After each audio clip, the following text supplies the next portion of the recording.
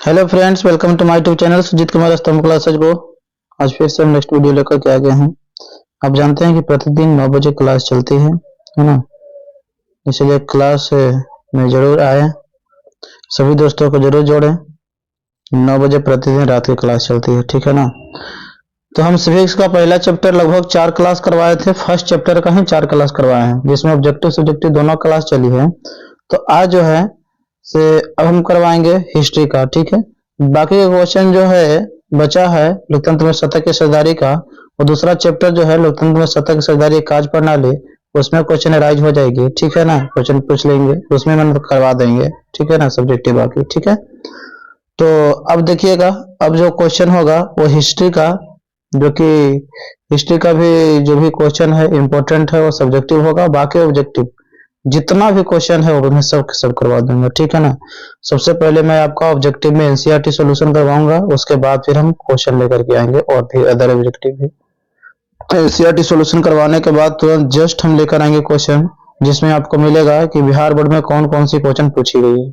Bihar board में कौन कौन सी क्वेश्चन पूछी गई है आप देख सकते हैं मित्रों, यहाँ पे रेखांकित की गई है कि बिहार बोर्ड में कौन कौन सी क्वेश्चन पूछी गई है, ठीक है ना। तो आप देख सकते हैं इस तरह क्वेश्चन लेकर के आएंगे और उसको हम करवाएंगे, ठीक है। उसके बाद लास्ट में सब्जेक्टिव रहेगी, जो इम्पोर्टेंट क्वेश्चन है ना। तो इस तरह से हम क्वेश्चन करवाने वाले हैं, तो आप ध्यान दीजिएगा, ठीक है। यही है आपका किताब इतिहास की दुनिया, जो 10th क्लास का है ना। तो हम करवाएंगे, ठीक है, हमको तो पता ही है। तो देखिएगा मित्रों, क्वेश्चन नंबर 1 से, जो कि आपका बुक में होगा, ठीक है ना। सभी दोस्तों को जरूर जोड़ेंगे मित्रों, सभी दोस्त आ जाएंगे क्लास में, और भी दोस्तों को बुला लीजिए क्लास में, ठीक है ना। शेयर कर दीजिए वीडियो को, ठीक है। तो फर्स्ट नंबर क्वेश्चन देखिएगा मित्रों, इटली एवं जर्मनी वर्तमान में किस महादेश के अंतर्गत आते हैं, ठीक है। पहला नंबर क्वेश्चन, केवल मंडे के आपका छुट्टी रहेगा ऑनलाइन क्लास, बाकी सारा दिन क्लास चलेगी। मंडे मतलब सोमवार को, ठीक है ना, केवल सोमवार की छुट्टी रहेगी, बाकी सारे दिन क्लास चलेगी। इतवार के भी चलेगी, शनिवार के भी चलेगी, सब दिन चलेगी, ठीक है। तो इटली एवं जर्मनी वर्तमान में किस महादेश के अंतर्गत आते हैं, बतलाइएगा। इटली एवं जर्मनी वर्तमान में किस महादेश के अंतर्गत आते हैं, बतलाइएगा। उत्तरी अमेरिका, दक्षिणी अमेरिका, यूरोप, पश्चिमी एशिया, बतलाइए। इटली एवं जर्मनी जो वर्तमान में किस महादेश के अंतर्गत आते हैं, यूरोप महादेश के अंतर्गत आते हैं। पहला की ऑप्शन बिल्कुल सही जवाब। अगला नंबर क्वेश्चन, दूसरा नंबर क्वेश्चन का जवाब देंगे। फ्रांस में किस शासक वंश की पुनर्स्थापना वियना कांग्रेस द्वारा की गई थी, मतलब फ्रांस में किस शासक वंश की पुनर्स्थापना वियना कांग्रेस द्वारा की गई, तो बतलाइएगा मित्रों, फ्रांस में किस शासक वंश की पुनर्स्थापना वियना कांग्रेस द्वारा की गई थी, तो बर्बो वंश के द्वारा, है ना। फ्रांस में किस शासक वंश की पुनर्स्थापना वियना कांग्रेस के द्वारा हुई थी, तो आप जानते हैं ना कि 1815 ईस्वी में वियना कांग्रेस सम्मेलन हुआ था, ठीक है ना। ऑस्ट्रिया की राजधानी वियना में हुई थी, है ना। जो कि ऑस्ट्रिया के जो चांसलर था, ऑस्ट्रिया का जो चांसलर था, जो नेतृत्व कर रहा था, वो मेटरनिक था, है ना। और इस सम्मेलन में भाग लिया था, ऑस्ट्रिया भी था, रूस भी था, ब्रिटेन भी था, और परसा भी था जर्मनी का, ठीक है ना। ये चारों मिलकर ये बैठ करके निर्णय इसलिए इस कांग्रेस में लिए थे ताकि नेपोलियन को क्या किया जाए, मारा जाए। नेपोलियन क्या कर दिया जाए, मार दिया जाए, और अंततः उसको मार ही दिया 1815 ईस्वी में वाटरलू के युद्ध में, ठीक है ना। वाटरलू के युद्ध में क्या कर दिया गया, मार दिया गया। वाटरलू कहाँ पड़ता है, बेल्जियम में, है ना। तो वहां पे 1815 ईस्वी में बेचारे को घेर के मार दिया, ठीक है। उसके बाद क्या हुआ, ब्रो वंश की स्थापना कर दिया, जो वही जो पुरानी व्यवस्था जो चल रही थी उसी को स्थापित कर दिया। तो दूसरा का दो ऑप्शन बिल्कुल सही जवाब है, ठीक है ना। तीसरा नंबर क्वेश्चन का जवाब देंगे, मेजनी का संबंध किस संगठन से था, बताइए। मेजनी का संबंध किस संगठन से था, लाल सेना से, कार्बोनिक संगठन से, फिलिकेटरिया या फिर डाइट, बताइए। तो मेजनी का जो संबंध था वो कार्बोनिक से था, है ना, कार्बोनिक से था। मेजनी का संबंध किससे था, कार्बोनिक से था। डाइट भी इम्पोर्टेंट है, जापान की जो संसद है ना, उसको कहा जाता है क्या, डाइट कहा जाता है, ठीक है ना, डाइट कहा जाता है। अगला क्वेश्चन के लिए हम लोग चलते हैं। तो चौथा नंबर क्वेश्चन, इटली और जर्मनी की करों के विरोध निम्न में से कौन था। तो इटली एवं जर्मनी के एकीकरण के विरुद्ध में से कौन था मित्रों? ऑस्ट्रिया था। यही परेशान कर लेता है ना, ऑस्ट्रिया के हस्तक्षेप की वजह से इटली और जर्मनी की एकीकरण नहीं हो पा रही थी, ठीक है ना। ऑस्ट्रिया की वजह से मेजनी भी बेचारा भागना पड़ता था, ठीक है ना, ऐसा स्थिति आ जाती थी बेचारे। तो इटली और जर्मनी के एकीकरण में विरोध में कौन था? ऑस्ट्रिया, ठीक है ना। ऑस्ट्रिया के साथ पाला पड़ गया इसका भी बिस्मार्क का, जो बहुत बड़ा कूटनीतिज्ञ था, ले भी था ऑस्ट्रिया के। 5वां नंबर क्वेश्चन जो है, अगला क्वेश्चन देखिएगा, 5वां नंबर क्वेश्चन। काउंट काबूर को विक्टर इमैनुअल ने किस पद पर नियुक्त किया? काउंट काबूर के विक्टर इमैनुअल ने किस पद पर नियुक्त किया था? सेनापति पर, फ्रांस में राजदूत, या प्रधानमंत्री, या गृह मंत्री? बताइए। तो काउंट काबूर को विक्टर इमैनुअल ने किस पद पर नियुक्त किया? ऑप्शन आपके सामने, जल्दी से आंसर कमेंट करेंगे, है ना। देखिए आप लोग आंसर कमेंट करते नहीं है, ठीक है ना, और कहते हैं कि फास्ट करवाइए, ठीक है। फास्ट हम कैसे करवाएंगे? देखिए शुरुआती तो वीडियो होगी वो फास्ट नहीं हो पाएगी, क्योंकि शुरुआती जो होती है दिमाग लगाने वाली होती है, और आप दिमाग लगाइए, और जैसे ही सेकंड वीडियो पहुंचेगी तो आपको रिपीटेड क्वेश्चन भी मिलेंगे और अलग भी क्वेश्चन मिलेंगे, फिर थर्ड क्लास चलेगी, फिर रिपीटेड क्वेश्चन मिलेंगे और भी एक्स्ट्रा कुछ ही क्वेश्चन मिलेंगे। तो इस तरह से हम आप लोग फर्स्ट करवा सकते हैं फास्ट, लेकिन अभी तो वर्तमान में कैसे हो पाएगी? आपको आंसर देना है, आंसर दीजिए। काउंट काबूर को विक्टर इमैनुअल ने किस पद पर नियुक्त किया था? प्रधानमंत्री के पद पर। विक्टर इमैनुअल ने किसके पद पर नियुक्त किया था? प्रधानमंत्री के पद पर। किसको नियुक्त किया था? काउंट काबूर को। काउंट काबूर की मृत्यु कब हो गया था? 1862 ईस्वी, है ना, 1862 ईस्वी। अगला देखिए 6वां नंबर क्वेश्चन, गैरिबाल्डी पेशे से क्या था? मतलब गैरिबाल्डी पेशे से क्या था? गैरिबाल्डी पेशे से क्या था मित्र? गैरिबाल्डी पेशे से क्या था? नाविक था, है ना। गैरिबाल्डी पेशे से क्या था? नाविक था, मतलब हाँ, मतलब सही हो जाएगा ना। गैरिबाल्डी के पेशे से क्या था मित्रों? नाविक था। जवाब देंगे, ठीक है ना। गैरिबाल्डी पेशे से क्या था? नाविक था। अब जानते हैं मित्रों कि गैरिबाल्डी भी सिसिली और नेपल्स नामक जो जगह थी, है ना, सिसिली और नेपल्स, उसको पर जीत करके, है ना, क्योंकि अभी गणतंत्र के समर्थक ही था, पेशे से भले ही नाविक था, है ना, और जीता। हालांकि विक्टर इमैनुअल ने कहा भी, है ना, जो विक्टर इमैनुअल था उसने कहा भी, विक्टर इमैनुअल ने, कि आपने सिसिली और नेपल्स पर अपने विजय प्राप्त किया है तो आप इस पर शासन कीजिए, लेकिन गैरिबाल्डी शासन नहीं किया। इसने कहा कि हम अपनी आंखों के सामने इटली की करण देखना चाहते थे और वो सपना हमारा पूरा हो रहा है, इसलिए मैं चाहता हूं कि ये दो जो प्रांत हमने जीती है, सिसिली और नेपल्स, या फिर रख लीजिए, उन्हीं को दे दिया, ठीक है ना। और यदि आप कुछ मुझे देना ही चाहते हैं तो आप मुझे अनाज दे दीजिए, ताकि मैं बीज दीजिए थोड़ा सा, ताकि मैं अपने वापस लौट करके हम किसान की जीवन जी सके, ठीक है ना, ये चाहते थे। मतलब गैरिबाल्डी की इतनी बड़ी त्याग थी जिसकी वजह से इनकी जीवनी, गैरिबाल्डी की जीवनी किसने लिखा? लाला लाजपत राय ने लिखा था, है ना, लाला लाजपत राय ने लिखा। लाला लाजपत राय की किताब भी है, un British rule in India भी किताब है, ड्रेन ऑफ वेल्थ इनका भी किताब है लाला लाजपत राय की। तो गैरिबाल्डी पेशे से भी नाविक थे, ठीक है ना, जिनकी जीवनी लाला लाजपत राय ने लिखी। बताइए, और यही लाला लाजपत राय जब भारत का स्वतंत्रता संग्राम चल रहे थे तो घूम घूम कर सभी लोगों को बता रहे थे कि देखिए कितना बड़ा त्याग वाला व्यक्ति था गैरिबाल्डी, है ना। बताइए कितना ज्यादा समर्थन था, कितना राष्ट्र के प्रति भक्ति की भावना थी इसके अंदर। आप लोग क्या कर रहे हैं, ठीक है ना। तो 7वां नंबर क्वेश्चन पर हम लोग चलते हैं, जल्दी से जवाब दीजिएगा। जर्मन राइन राज्य का निर्माण किसने किया था? जो हम बोलते हैं ना उसको आप सुनिए, आपको बहुत याद होगा, ठीक है ना। आप केवल ऑब्जेक्टिव खाली टिक मारने से काम नहीं चले, जो हम एक्स्ट्रा चीजें भी बतलाते हैं ना उसको क्लास को कीजिए। जर्मन राइन राज्य का निर्माण किसने किया था? जर्मन राइन राज्य का निर्माण किसने किया? लुई अठारहवां ने किया, नेपोलियन बोनापार्ट ने किया, नेपोलियन थर्ड ने किया, या बिस्मार्क ने किया? तो जर्मन राज्य का निर्माण किसने किया था? नेपोलियन बोनापार्ट किया था, या जर्मन राज्य का निर्माण किसने किया था? बताइए, जल्दी से बताइएगा अपने से।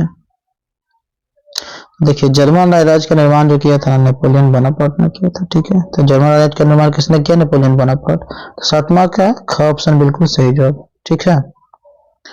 जर्मन राज्य का निर्माण किसने किया? Napoleon Bonaparte. 8वां नंबर क्वेश्चन का जवाब देंगे। जालबेरिन एक संस्था थी, बताइए जलबेरिन एक संस्था थी, किनकी संस्था थी भाई? क्रांतिकारियों की थी, व्यापारियों की थी, विद्वानों की थी, कि पादरी सामंतों की थी? तो जालबेरिन एक संस्था किसकी थी? जालबेरिन कहो, है ना, ये व्यापारियों की संस्था थी, तो ख ऑप्शन बिल्कुल सही जवाब है। ठीक है ना, ये बिजनेसों की संस्था थी, जो कि 1834 ईस्वी में इसको जो है ना बनाया गया था जल विद्युत संस्था को। ठीक है ना, जो ज्यादा से ज्यादा टैक्स बढ़ा दिया गया था ना, जिसको नियंत्रित करने के लिए बनाया गया था। ठीक है, 9 नंबर क्वेश्चन, रक्त एवं लौह की नीति का अवलंबन किसने किया था? तो रक्त एवं लौह की नीति का अवलंबन किसने किया था मित्रों, जल्दी से बतलाएंगे, आपको बहुत पता होगा। दुनिया का सबसे बड़ा कूटनीतिज्ञ के रूप में व्यक्ति को जाना जाता है, उसी ने रक्त और लौह की नीति का अवलंबन किया था, जिसका नाम था बिस्मार्क। 9 के ऑप्शन बिल्कुल सही जवाब है। जल्दी से आंसर कमेंट करेंगे। 10वां नंबर क्वेश्चन का, फ्रैंकफर्ट की संधि कब हुई थी, बताइए फ्रैंकफर्ट की संधि कब हुई थी? आप जल्दी से जल्दी आंसर कमेंट कीजिए, फ्रैंकफर्ट की संधि कब हुई थी? मतलब 1864 में हुई क्या, 1866 में हुई थी, या 1870 में, या 1871? मतलब फ्रैंकफर्ट की संधि कब हुई थी? मतलब फ्रैंकफर्ट की बताइए संधि कब हुई थी? 1864 में हुई, 1866 में हुई, 1870 में हुई, 1871? तो जब फ्रैंकफर्ट की संधि हुई थी ना मित्रों, वो हुई थी 1871 में। 10वां का ख ऑप्शन बिल्कुल सही जवाब, फ्रैंकफर्ट की संधि की, है ना। फ्रैंकफर्ट की संधि हुई, किनके बीच हुई थी? ये जो फ्रांस है ना और पर्सा के बीच ही हुआ था। 11वां नंबर क्वेश्चन, यूरोपवासियों के लिए किस देश का साहित्य एवं ज्ञान विज्ञान स्रोत पढ़ना स्रोत रहा है? मतलब ये आंसर जल्दी कमेंट करें। यूरोपवासियों के लिए किस देश का साहित्य एवं ज्ञान विज्ञान पढ़ना स्रोत रहा है? ठीक है ना, और इसका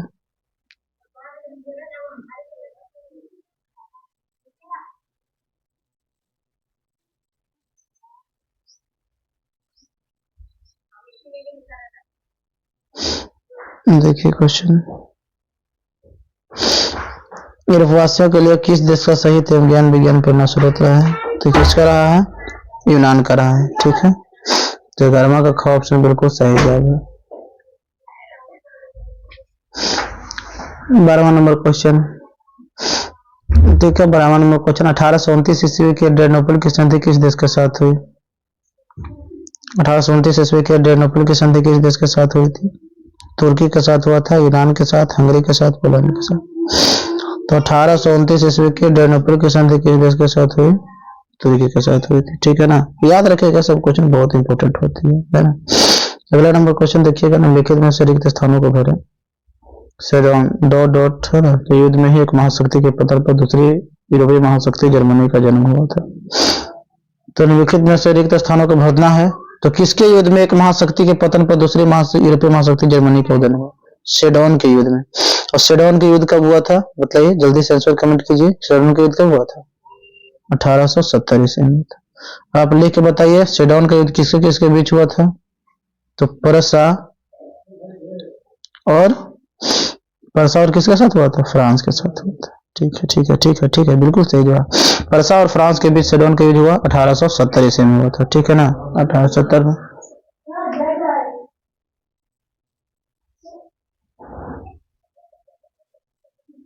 देखिए आगे, दूसरा नंबर क्वेश्चन, सेडोवा का युद्ध किसके किसके बीच हुआ बतलाइए। सेडोवा का युद्ध जो हुआ ना मित्रों, वह परसा और ऑस्ट्रिया के बीच हुआ। किसके बीच हुआ? परसा और ऑस्ट्रिया के बीच। अच्छा, तो बतलाइए कि सेडोवा का युद्ध कब हुआ था? 1866 ईस्वी। 1866 ईस्वी। मतलब बिस्मार्क कितना बड़ा कूटनीतिज्ञ था। पहले तो मित्रता कर लिया ऑस्ट्रिया के साथ, सबसे पहले किसके साथ कर लिया? ऑस्ट्रिया के साथ। और डेनमार्क के जो सेल्सविक और हॉस्टेन राज्य पर जो विवाद था उसको जीत लिया। और जीतने के बाद क्या किया मित्रों कि हॉल्स्टीन राज्यों को दे दिया। किसको? हॉल्स्टीन राज्यों किसको दे दिया? ऑस्ट्रिया को दे दिया। और सेल्सविक खुद रखा परसा, मतलब बिस्मार्क। और हॉस्टेन में जर्मनों की संख्या ज्यादा थी, और जर्मनों की संख्या जब ज्यादा थी तो वहां राष्ट्रवादी भावना भड़का दिया। अब भड़का दिया तो भाई ऑस्ट्रिया ने युद्ध की घोषणा कर दी परसा के साथ। और परसा के साथ युद्ध की घोषणा हो गया तो 1866 ईस्वी में युद्ध लड़ लिया। और युद्ध लड़ने के बाद क्या हो गया? हॉस्टेन भी उसके हाथ से गया काम से ऑस्ट्रिया के साथ। और इस समय किससे बात विचार कर लिया था? फ्रांस के साथ। कहा कि तुमको भी दुश्मनी है ना ऑस्ट्रिया के साथ? तो हाँ भाई है। तो जब हम ऑस्ट्रिया के साथ लड़ेंगे तो तू नहीं आएगा बीच में? तो नहीं आएंगे भाई। ठीक है, तो ये बीच में बचाने नहीं आया ऑस्ट्रिया को। और परसा क्या कर दिया? पराजित कर दिया। और जब पराजित कर दिया बतलाओ, जब ऑस्ट्रिया को क्या कर दिया? पराजित कर दिया। और कौन पराजित किया? परसा पराजित किया। और किसके सहायता कहा? फ्रांस को कहा कि तुम नहीं आना बीच में, ये नहीं आया। ठीक है, तब क्या हुआ? 1866 में सेडोवा का युद्ध हो गया। उसके बाद क्या हुआ ना कि अब डेनमार्क को लेकर के तो क्या बोलते हैं, स्पेन के राजगद्दी को लेकर समस्या बढ़ी, और स्पेन के राजगद्दी को लेकर अगर समस्या बढ़ी तब क्या हुआ, जानते हो क्या हुआ? अब क्या हुआ ना, किसी फ्रांस कहा कि मेरा, परसा चाहता है कि हमारा हो जाए, फ्रांस चाहता है कि मेरा हो जाए, और इस तरह की झड़प में क्या हो गया, फ्रांस ने युद्ध की घोषणा कर दी परसा के साथ, और परसा के युद्ध में के साथ क्या कर दी घोषणा। अब परसा यही तो चाहता था कि फ्रांस हमारे खिलाफ युद्ध की घोषणा करेगी, हरा दे, क्योंकि जब इससे युद्ध लड़ेगा तो ऑस्ट्रिया के साथ अगर मदद नहीं किया था फ्रांस, तो क्या फ्रांस को मदद करने आएगा ऑस्ट्रिया? नहीं आएगा मदद करने, ठीक है, उसको आसानी से पराजित कर देंगे। तो वही हुआ 1870 ईस्वी में सोडोन के युद्ध में फ्रांस को क्या कर दिया, पराजित कर दिया। फिर बाद में 1871 ईस्वी फ्रैंक की संधि हुआ दोनों के बीच, और इस तरह से जर्मनी की करण को पूरा कर दिया, ठीक है। 1848 ईस्वी के फ्रांसीसी क्रांति ने डॉट युग का भी अंत कर दिया। किसका अंत कर दिया था 1848 ईस्वी फ्रांसीसी क्रांति ने? मेटरनिक युग का भी अंत कर दिया। किसको कर दिया? मेटरनिक युग का भी। तीसरा का सही हो जाएगा मेटरनिक युग किसको बोला जाता है? 1815 ईस्वी से लेकर के 1848 ईस्वी का समय को कहा जाता है मेटरनिक युग, ठीक है। अगला देखिएगा चौथा नंबर, वेटिकन सिटी के राजमहल, जहां कौन रहते थे? जो इटली के डॉट से बचा रहा, जहां पोप रहते थे, ठीक है ना, जो इटली के करण से बचा रहा। इटली के पूरी तरह से एकीकरण हो गया, लेकिन केवल जहां पोप रहता था ना, वही काले एकीकरण से बचा रहा, जिसको वेटिकन सिटी के राजमहल, छोटा सा जगह है, तभी तो दुनिया में सबसे छोटा देश कहा जाता है वेटिकन सिटी का, है ना, सबसे छोटा देश। सबसे बड़ा देश कौन है? रूस है। देखिए, यूनान को एक स्वतंत्र राष्ट्र घोषित करने के बाद बेविरिया के शासक कौन थे जो वहां के राजा घोषित कर दिया गया? जब यूनान की स्वतंत्रता 1832 ईस्वी में मिली, उसके बाद यहाँ की कौन बना दिया गया शासक, ठीक है ना, जो वहां का राजा घोषित कर दिया गया। तो बेविरिया के वो शासक था ओटो, जिसको कहाँ के राजा घोषित कर दिया गया? तो यूनान के राजा घोषित कर दिया गया, ठीक है ना। अगला क्वेश्चन की ओर हम लोग चलते हैं। छठा नंबर क्वेश्चन बताइएगा, हंगरी की राजधानी बुडापेस्ट, ये तो वहीं बता दिया ना यार, हंगरी की राजधानी कहाँ? तो बुडापेस्ट। इस बात को आप याद रखिएगा, है ना, इंपॉर्टेंट क्वेश्चन है सर। अगला है निम्नलिखित समूह का मिलान करें, बतलाइए मिलान करना। तो मेजनी का संबंध किससे था? एक राजनीतिज्ञ था मेजनी। हीगल कौन था? एक दार्शनिक था। हीगल, कांट, है ना, अरस्तु, मोंटेस्को, वोल्टेयर, जैन जैक रूसो, है ना, ये सब क्या है? दार्शनिक। बिस्मार्क जर्मनी के चांसलर थे बिस्मार्क। विक्टर इमैनुअल इटली के थे, है ना, जिसने एकीकरण पूरा कर दी, ठीक है, इस तरह से मिला लीजिए। अगला क्वेश्चन है वियना सम्मेलन। वियना सम्मेलन कब हुआ था? 1815 में हुआ था, ठीक है। अगला है मेटरनिक का पतन 1848 में हुआ। अगला इटली एकीकरण कब हुआ? 1871 ईस्वी में। सोडन का युद्ध कब हुआ? 1870। इस तरह से ही आपको मिलाना था, ठीक है। अगला क्वेश्चन देखिए, अगला क्वेश्चन है कोसुत कौन था? कोसुत एक हंगरियन राष्ट्रवादी नेता था। एड्रियानोपल की संधि 1829 ईस्वी में हुई। सुदनान की स्वतंत्रता कब हुई? 1832 में। पोलैंड के आंदोलन 1863 में। तो इस तरह से आपको मिलाना था, ठीक है ना। तो इस तरह से खत्म होता है आपका बुक का काम। बाकी अब लघु उत्तरीय, दीर्घ उत्तरीय जो भी क्वेश्चन बन जाता है, जो इंपॉर्टेंट उसमें से क्वेश्चन होगा हम एक करके प्रत्येक वीडियो में करवा देंगे, ठीक है। इसके लिए आपको चिंता लेने की जरूरत नहीं है। इसलिए ना बोलते हैं कि सभी दोस्तों को बुलाइए क्लास में, वो लोग भी बेचारे पढ़ लेंगे, उनकी भी कुछ सहायता मिल जाएगी। यूरोप में राष्ट्रवाद है ना, इससे जो बिहार बोर्ड में क्वेश्चन आया है ना, वो करवा रहे हैं।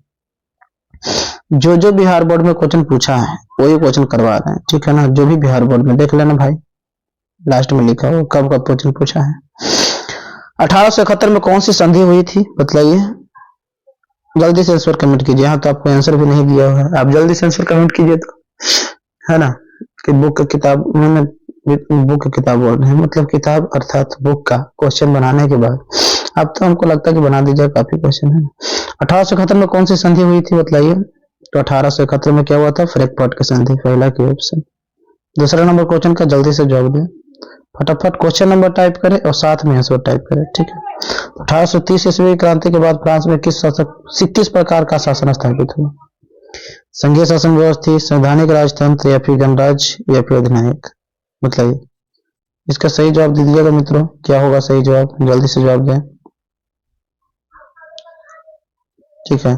हालांकि 1830 की क्रांति जब हुई ना, जुलाई क्रांति, उसके बाद हो गया था कौन सा शासन? संवैधानिक राजतंत्र स्थापित हो गया था। दूसरा का भी ऑप्शन क्या हो जाएगा? सही जवाब हो गया। संवैधानिक राजतंत्र। ठीक है, तीसरा नंबर क्वेश्चन का जवाब देंगे, जर्मनी एकीकरण के लिए कौन उत्तरदायी है? बताइए, जर्मनी के एकीकरण के लिए कौन उत्तरदायी है? काउंट काबूर, बिस्मार्क, गैरिबाल्डी, विजय। अभी तो हमने बतलाया है, हमने तो उसका जर्मनी के एकीकरण का पूरी कहानी बतला दी। ठीक है ना, तो आप इसको तो बहुत अच्छी तरह से जवाब दे पाएंगे, हमको जहां तक विश्वास लग रहा है ना। जल्दी से आप लोग बताने की कोशिश करेंगे। जर्मनी एकीकरण के लिए कौन उत्तरदायी था? बिस्मार्क था, मतलब बी ऑप्शन, तीसरा का बी ऑप्शन बिल्कुल सही है। चौथा नंबर क्वेश्चन, फ्रैंकफर्ट की संधि किस वर्ष हुई थी? तो 1864 में, 1866 में, 1877 में, 1871। फ्रैंकफर्ट की संधि तो लगता है मुझे रिपीट हुआ है क्वेश्चन, है ना। 1871 से फ्रैंकफर्ट की संधि हुई थी। ठीक है, 1866 में सोडवा का युद्ध हो गया था, याद रखिएगा। अगला क्वेश्चन, इटली के करण में निम्न में से किसका संबंध है? इटली के करण में निम्न में से किसका संबंध बतलाइए? Bismarck, Mazzini, count Cavour, Garibaldi. तो इटली के करण में निम्न में से किसका संबंध नहीं है? अरे वाह, तो ये तो बिस्मार्क जो है ना जर्मनी के करण संबंधित है, तो इसी का संबंध नहीं होगा। बाकी मेजनी, काबूर और गैरिबाल्डी का तो संबंध है ना। काबूर का मतलब काउंट काबूर। इटली और जर्मनी, देखिए इटली के करण में ना अगर कूटनीतिक माना जाए तो काउंट काबूर का माना जाए, और जर्मनी बिस्मार्क। हालांकि दुनिया में सबसे बड़ा कूटनीतिक बिस्मार्क, ठीक है ना। जिस प्रकार से कूटनीति महाभारत में कृष्ण का रोल दिया गया है, उसी प्रकार सबसे बड़ा कूटनीतिक बिस्मार्क था। छठा नंबर क्वेश्चन, इटली और जर्मनी के एकीकरण के विरुद्ध निम्न में से कौन था? मतलब इंग्लैंड था, रूस था, ऑस्ट्रिया था, पर्सा था।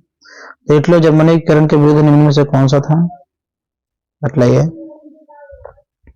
तो देखिए इटली और जर्मनी के एकीकरण को रोक रहा था कौन? ऑस्ट्रिया रोक रहा था, यही इसी का हस्तक्षेप रहती थी। ठीक है ना, छठा का सी ऑप्शन। जर्मनी के एकीकरण का प्रमुख वास्तुकार कौन था? मेजनी, गैरिबाल्डी, लेनिन और बिस्मार्क। तो जर्मनी एकीकरण का प्रमुख वास्तुकार कौन था? मेजनी था, गैरिबाल्डी था, लेनिन था, बिस्मार्क था। तो जर्मनी एकीकरण का प्रमुख वास्तुकार कौन था? जर्मनी का वास्तुकार कौन रहेगा? जिसने एकीकरण पूरा किया, डी ऑप्शन हो जाएगा इसमें। आठवां नंबर क्वेश्चन, जल्दी से आंसर कमेंट कीजिए, है ना, फटाफट दे।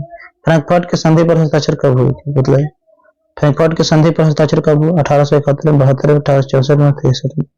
तो फ्रैंकफर्ट की संधि पर हस्ताक्षर कब हुआ? 1871 से। ठीक है, आठवां का सी। इतनी बार रिपीट हुई कि तो घर कर गई होगी दिमाग में, है ना। काउंट काबूर को विक्टर इमैनुअल ने किस पद पर नियुक्त किया? बताइए, काउंट काबूर को विक्टर इमैनुअल ने किस पद पर नियुक्त किया? तो काउंट काबूर को विक्टर इमैनुअल ने प्रधानमंत्री के पद पर नियुक्त किया, नामा का सी, है ना। देखिए ना, 2 बार क्वेश्चन आया है, 2020 में, 2022। 10वां नंबर क्वेश्चन, रक्त एवं लौह के नीति का अवलंबन किसने किया था? मेजनी, हिटली, बिस्मार्क, विलियम। तो रक्त एवं लौह के नीति का अवलंबन किसने किया था? तो रक्त एवं लौह के नीति का अवलंबन किया था, ये तो आपको पता ही होगा ना क्वेश्चन, बिस्मार्क होगा। ठीक है ना, 10वां क्वेश्चन। 11वां नंबर क्वेश्चन का जवाब दीजिएगा। ठीक है ना, यूरोप का मरीज किसे कहा जाता है? बताइए, यूरोप का मरीज किसको कहा जाता है? तुर्की को कहा जाता है। बहुत ही सिंपल जवाब है, यूरोप का मरीज किसको कहा जाता है? तुर्की को। तो ये ऑप्शन बिल्कुल सही जवाब है, यूरोप का मरीज तुर्की को। याद रखिएगा मित्रों, यूरोप का मरीज तुर्की को कहा जाता है। ठीक है ना। यंग यूरोप का संस्थापक कौन था? बताइए, यंग यूरोप का संस्थापक कौन था?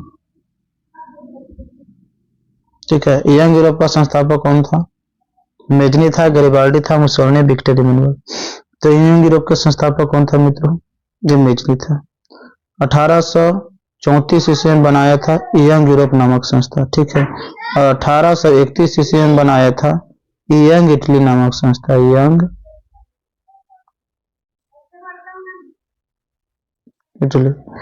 इटली नामक संस्था 1831 से बनाया, 1834 से बनाया यंग यूरोप। ठीक है। टीपू सुल्तान शासक थे। टीपू सुल्तान शासक थे, कहाँ के शासक थे? मैसूर के थे। टीपू सुल्तान कहाँ के शासक थे? मैसूर के। ठीक है, अगला देखिए, जिसने अपनी राजधानी श्रीरंगपट्टनम में बनाई थी। किस युद्ध के बाद जर्मनी का एकीकरण हुआ था? बताइए, किस युद्ध के बाद जर्मनी का एकीकरण हुआ? बताइए। तो जर्मनी का एकीकरण तो सेडोन के युद्ध के बाद ही हुआ ना, चूंकि सेडोन के युद्ध 1870 ईस्वी में था, उसके बाद एकीकरण पूरा हो गया 1871 से। फ्रैंकफर्ट की संधि हुई 1871 से, है कि नहीं। गैरिबाल्डी पेशे से मतलब ये क्या था? 15वां नंबर क्वेश्चन का जवाब दिया, गैरिबाल्डी पेशे से क्या था? मतलब सिपाही था, किसान था, जमींदार था, नाविक था। तो आपको बताएं गैरिबाल्डी पेशे से क्या था? नाविक था बेचारा, है ना, जिसने जर्मनी के एकीकरण में योगदान दिया। सिसिली नेपल्स नामक क्षेत्र पर उन्होंने कब्जा किया, जीत लिया उसको, है ना, और गणतंत्र के समर्थक था बेचारा। 16 नंबर क्वेश्चन, जर्मन राइन राज का निर्माण किसने किया था? बताइए, जर्मन राइन राज का निर्माण किसने किया? Louis Herman, Napoleon Bonaparte, Napoleon third, Bismarck. German राज का निर्माण जो किया था ना, वो किया था नेपोलियन बोनापार्ट। तो 16 का भी ऑप्शन। देखिए कितनी बार क्वेश्चन पूछी है ना, आप देख लीजिए, बहुत बार क्वेश्चन पूछा इस तरह। अगला क्वेश्चन, सन 1870 ईस्वी में फ्रांस और पर्सा के बीच युद्ध हुआ था। युद्ध कहाँ हुआ था? 1870 ईस्वी में फ्रांस और पर्सा के बीच युद्ध कहाँ हुआ था बताइए? सिडोन में हुआ था, सिडोन में, सराय, फ्रैंकफर्ट। 1870 में तो सिडोन के युद्ध नहीं हुआ, ये ऑप्शन सही है ना। 1870 ईस्वी में किसके, अच्छा बतलाइए, फ्रांस और पर्सा के बीच हुआ था, ये तो लिखा ही है, ठीक है ना। चलिए 18वां नंबर क्वेश्चन की ओर चलते हैं। इटली के एकीकरण में निम्न में से किसने योगदान किया था? मतलब इटली के एकीकरण में मेजनी का था, गैरिबाल्डी का भी था, काउंट का भी था, मतलब इनमें से सभी हो, ठीक है ना। डी ऑप्शन 18 का डी। 19वां नंबर क्वेश्चन का जवाब दीजिए, आप लोग आंसर कमेंट कीजिएगा फटाफट, ठीक है ना। फटाफट आंसर कमेंट कीजिए, नहीं तो ज्यादा टाइम लगाने से क्या फायदा है ना, टाइम भी आपकी चली जाएगी, क्वेश्चन भी कम होगी। देख रहे हैं ना कितने क्वेश्चन हम करवाते हैं एक वीडियो में, प्रैक्टिस क्या इतना क्लास में हो जाएगी जल्दी, क्योंकि पढ़ाना भी रहता है, तो इसलिए तो चाहते हैं क्लास में पढ़ाएंगे, थोड़ा बहुत ऑब्जेक्टिव क्वेश्चन करवा देंगे और उसके बाद फिर हम प्रैक्टिस करवा दे यूट्यूब चैनल पे, है ना। तब आप प्रैक्टिस कर लेंगे, उसके बाद फिर आपकी एक टेस्ट हो जाएगी, ठीक है ना, आपको कोई दिक्कत नहीं है। जलविन चौथे वियना सम्मेलन कहाँ हुआ? इटली करण से किसका योगदान हो गया? अगला देखिए 19वां क्वेश्चन है, वियना सम्मेलन हुआ था, मतलब वियना सम्मेलन कब हुआ था? वियना सम्मेलन, तो जो वियना सम्मेलन हुआ 1815 में हुआ था ना, वियना कांग्रेस सम्मेलन 1815 ईस्वी। प्रेब ने भाग लिया था। इस सम्मेलन में किसने भाग लिया था? प्रेब ने। पर्सा लिया था, रूस लिया था, ऑस्ट्रिया लिया था और ब्रिटेन लिया था, ठीक है ना। जलवायु संबंधित था, क्रांतिकारियों से, व्यापारियों से, विद्वानों से, पादरियों से, ठीक है ना। तो जलवायु संबंधित किससे था? व्यापारियों से, है ना। जलवायु किससे संबंधित था? 21वां नंबर क्वेश्चन जवाब दीजिए, जेनेवा संधि कब हुई थी? मतलब ये जेनेवा संधि कब हुई थी? जेनेवा संधि कब हुई थी? मतलब जल्दी से आंसर कमेंट कीजिए, है ना। आप क्वेश्चन नंबर देगा जिससे देखिए 21 नंबर क्वेश्चन का कौन सा होता है होगा? ये होगा, ठीक है ना। जेनेवा समझौता कब हुआ? 1954 ईस्वी। ये सब कब है ना, आंसर आप कमेंट कीजिएगा, ठीक है। जेनेवा समझौता कब हुआ? देखिए इस तरह से हमने क्वेश्चन जो ही बिहार बोर्ड में क्वेश्चन पूछा गया था हम करवाए हैं, ठीक है ना। फिर से हम लेसन 1 का हम कल क्वेश्चन लेकर आएंगे, और क्वेश्चन की संख्या 21 के 40-50 के रूप में होगा, और 21 क्वेश्चन नहीं करवाए, फिर एनसीईआरटी से करवाए, क्वेश्चन करवाए ना, बहुत सारा क्वेश्चन करवाए, ठीक। तो कल जो रहेगा बिहार बोर्ड में क्वेश्चन पूछा गया रहता है वो भी रहेगा, और एक्स्ट्रा क्वेश्चन भी रहेगा, एक्सपेक्टेड क्वेश्चन बिहार बोर्ड में पूछ भी सकती है क्वेश्चन, है ना।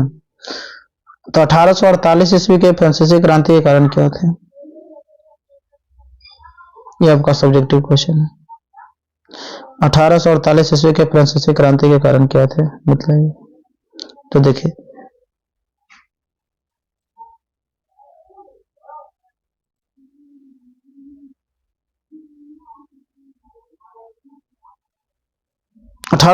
ईस्वी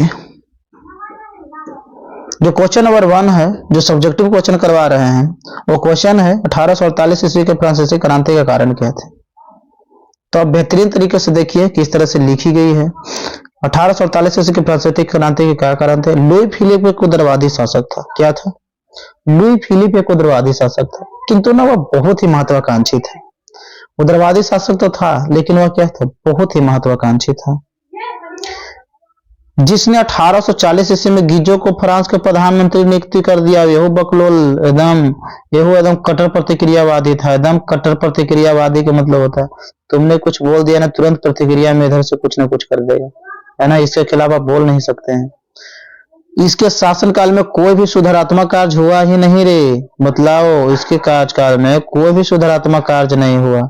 अब जिससे क्या हो गया भाई? जिससे देश में बेरोजगारी एवं भुखमरी बढ़ गया था। बेरोजगारी बढ़ गई और भुखमरी बढ़ गया, और समझे, बेरोजगारी भुखमरी बढ़ेगा नहीं। गीजो बकलोल साला प्रधानमंत्री बना दिया लुई फिलिप ने, किसको? गीजो को 1840 से बना दिया, और एकदम कट्टर प्रतिक्रियावादी था। इसको जनता के कुछ सुख दुख की चिंता नहीं था, जिसका कारण क्या हो गया? कोई सुधारात्मक कार्य नहीं किया इसने, जिसकी वजह से यहाँ बेरोजगारी बढ़ गई, भुखमरी बढ़ गई। तो जनता तबाह होगी ही ना भाई, खिलाफ तो आंदोलन करेगी ही करेगी। सरकार के इन्हीं नीतियों के खिलाफ लोग प्रदर्शन करने लगे और जुलूस निकालने लगे, जो 1848 ईस्वी के फ्रांसीसी क्रांति होने का कारण रहा था, है ना। सरकार के नीतियों के खिलाफ लोग प्रदर्शन करने लगे और जुलूस निकालने लगे, जो 1848 ईस्वी के फ्रांसीसी क्रांति होने का क्या था? कारण रहा था, ठीक है। सही जवाब ये है, ठीक है। तो आपको जो ऐसे एक सब्जेक्टिव क्वेश्चन भी इस वीडियो में करवाएं। वीडियो अगर अच्छा लगता है तो लाइक करें, ठीक है ना। लाइक आप लोग करते नहीं हैं, लाइक कर दीजिए भाई, जाता क्या है, लाइक करें। अगर नए आए हैं तो सब्सक्राइब कर दें, ठीक है ना। आप उसके बाद घंटी दबा दें ताकि आपके पास नोटिफिकेशन सबसे पहले पहुंचे। तो कल भी आप तैयार रहिएगा क्लास के लिए, प्रतिदिन क्लास होगी। केवल कब छुट्टी रहेगी, मंडे की कॉल छुट्टी रहेगी, ठीक है ना। मंडे की क्लास बंद रहती है, ऑनलाइन क्लास, ठीक है। तो आप प्रतिदिन क्लास करते रहिए, जुड़े रहिए, आपको जैसे बहुत फायदा मिलने वाला है, ठीक है ना। जो व्यक्ति धैर्य के साथ पढ़ता है उसको एकदम, मैं बोलता हूँ कि बिहार बोर्ड से उसका नाम जरूर आता है वेरिफिकेशन के लिए, ठीक है ना। और उन्हीं में से बिहार बोर्ड के लिए टॉपर चुने जाते हैं, ठीक है। तो इस बात को आप ध्यान दीजिएगा, ठीक है। Thank you for watching video.